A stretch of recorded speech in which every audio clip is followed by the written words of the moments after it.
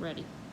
All right, guys, so today we have a clean complex, and we've got some clean deadlifts with a low hang clean. This is a fairly, involved complex and can be difficult for especially new people. So I want to break down the movements, number one, but the other thing too is I want to talk a little bit about, why behind this, okay? So I'm going to show you the full complex and I'm going to break it down. So here's how it's going to look today.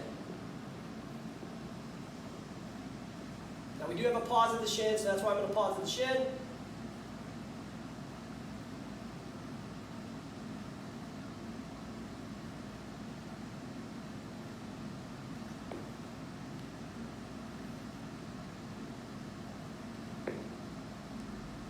All right, my best demo I can do with a PVC pipe. That being said, so why do the complex? Okay, so number one, complexes allow us to build time under tension on the muscles. So if I just said, hey guys, we're gonna do 2 low hang cleans, number one, it's a very complex movement anyways, very involved movement, but it only gets you 2 reps. By doing the clean deadlift, it allows us to get a little bit more time under tension on the bar. That being said, that allows us to develop some strength, a little bit more stability and focus on the movement. But the other thing too is it allows us to train the movement patterns themselves. So the clean deadlift is a part of a clean, right? So it's a progression essentially, or it's a development of that bar path. The bar path is really what determines a lot of a client's success with this movement. So why do we do the clean deadlift, or why are we doing it this way, okay? The pause always allows us to kind of hit the reset button. If you've been with us long enough, as a coaching staff and even as our clients, is we used to do what we call a 3-part pause barbell routine, okay? Came from Justin Thacker over at the Lab Gym. And the reason we did that 3-part pause is because it allows us to pause in certain spots along the bar path to kind of like hit these yield signs, okay? So to go, ooh, at the shin, this is how my body should look, and tweaking that, right? So it gives us static position to tweak. So if I see Alyssa at the shins, and her butt's way in the air, I can say, Alyssa, bring your butt down, shoulders up a little bit, right? I can adjust her in a static position. And then we go above the knee, and we adjust that static position as well, and then we go to the hips, right? That's a way to bring the bar up off the floor. Well, with the shin pause there, again, it's just a point of reference for us to be able to kind of make sure we're in the right movement position, or in the right body position to move the bar in the right bar path, okay? So today, when we do the clean deadlift, we have that pause at the shin. Okay, so this, especially from a coaching perspective, I should be evaluating how that person just brought the bar off the floor in that first 2 inches of the pull, okay? Justin would call this the don't F it up pull, okay? So I call it the don't screw it up pull, maybe for some PG-13 language.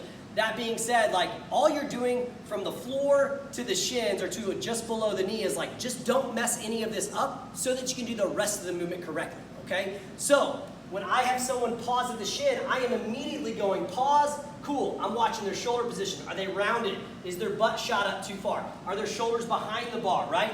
Those are 3 little areas that I'm gonna evaluate right away. So that's where that pause comes into play.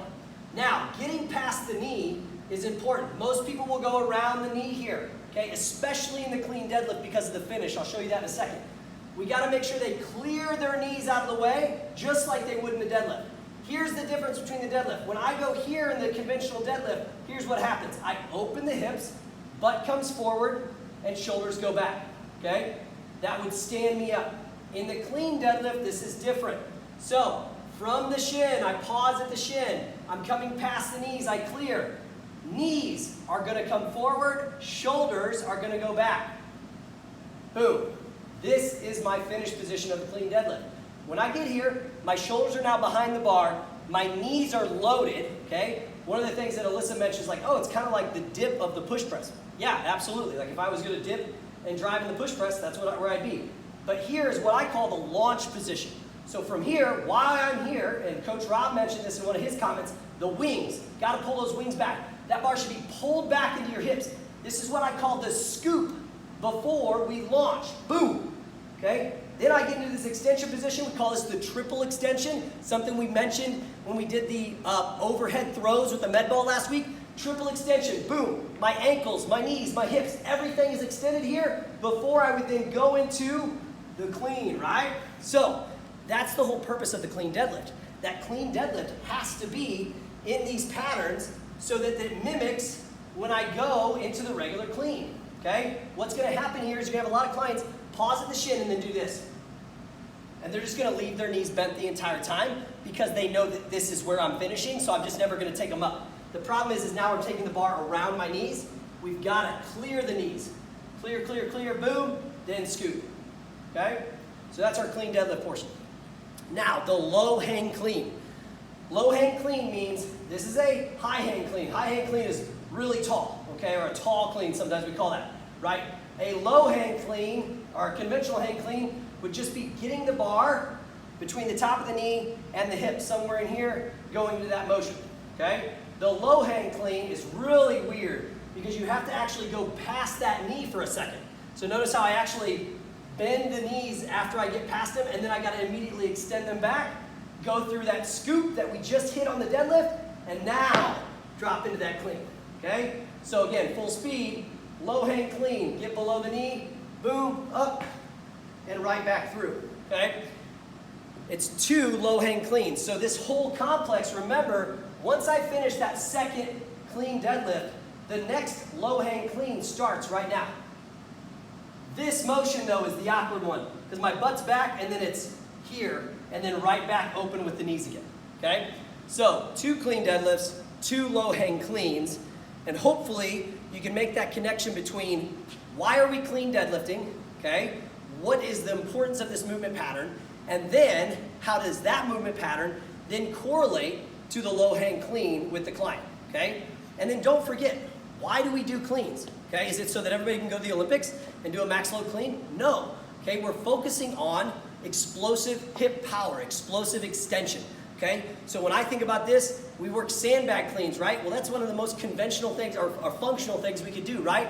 Because when I've got things that are heavy at home, what do? I go from a lower position and I load it and I try to bring it to a higher position. That's a clean. Okay, we're just doing it with a barbell. Okay, some of us make it look really pretty. Others don't make it look so pretty because we're working a barbell and not a sandbag or a rucksack or a kid or a dog or whatever else it is, okay? We're focusing on hip extension, okay? We're focusing on that triple extension. We're focusing on explosive loading, okay? Now, if you need to, you may have to modify this for a client, okay? So you might have to make that client go to that clean deadlift and then keep them high on the hang clean, okay? Keep them above the knee if they're really struggling with that transition from the low hang, going from below the knee to above the knee. The other thing is we're supposed to be catching this in a squat, okay? Well, here's the deal. If a client catches in a squat in a really awkward position, don't forget, then power clean them to front squat, okay? Or if they just can't squat today or they maybe shouldn't be squatting that movement, have them just go to a regular power clean, okay? Make sure though, one thing that I saw in our 9 a.m. is somebody gets done with that clean deadlift and then they're just like this. And they never really open up their hips again, okay? Make sure we're focusing on the hip extension because that's the whole point of this movement. All right, I know it was a long video, but I felt like we needed to break this down quite a bit here. And I know Coach Sam wasn't able to necessarily do a video with his back bothering him, so I thought, you know what, let's just jump in here to hopefully help you guys along the way as you guys are coaching this. All right, see you guys.